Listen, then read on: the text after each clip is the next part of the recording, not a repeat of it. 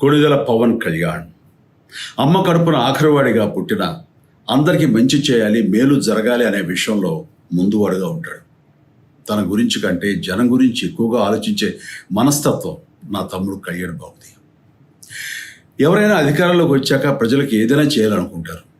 కానీ కళ్యాణ్ తన సొంత సంపాదనని కౌలు రైతులు కన్నీళ్లు తుడిచేందుకు ఖర్చు పెట్టడం, సరిహద్దు దగ్గర ప్రాణాలొడ్డి పోరాడే జవాన్ కోసం పెద్ద మొత్తం అందివ్వటం, అలాగే మత్స్యకారులు ఇంకా ఎందరికో తాను చేసిన సహాయం చూస్తుంటే ఇలాంటి నాయకుడు కదా జనానికి కావాల్సింది అనిపిస్తుంది.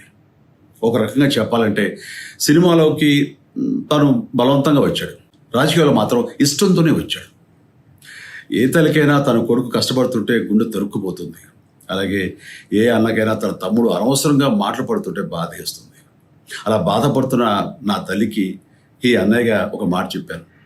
నీ కొడుకు ఎంతోమంది తల్లుల కోసం, వాళ్ళ బిడ్డల భవిష్యత్తు కోసం చేసే యుద్ధం అమ్మా ఇది. మన బాధ కంటే అది ఎంతో గొప్పది అన్నాను. అన్యాయాన్ని ఎదిరించకుండా మౌనంగా ఉండే మంచివాళ్ళ వల్లనే ప్రజాస్వామ్యం మరింత నష్టం అని నమ్మి జనం కోసం జన సైనికుడయ్యాడు. తాను బలంగా నమ్మిన సిద్ధాంతం కోసం తన జీవితం రాజకీయాల్లోకి అంకితం చేసిన శక్తిశాలి పవన్ కళ్యాణ్. ప్రజల కోసం, రాష్ట్ర భవిష్యత్తు కోసం ఆ శక్తిని వినియోగించాలి అంటే చట్టసభలో అతని గొంతు మనం వినాలి. జనమే జయను నమ్మే జనసేనాని ఏమి చేయగలడో చూడాలంటే మీరు పిఠాపురం ప్రజలు కళ్యాణ్ని గెలిపించాలి. మీకు సేవకుడుగా, సైనికుడుగా అండగా నిలబడతాడు. మీకోసం ఏమైనా సరే కలబడతాడు, మీ కళ నిజం చేస్తాడు. పిఠాపురం వాస్తవ్యులకు మీ చిరంజీవి విన్నపం, గాజు గ్లాసు గుర్తుకి మీ ఓటు వేసి పవన్ కళ్యాణ్ని గెలిపించండి. జై హింద్.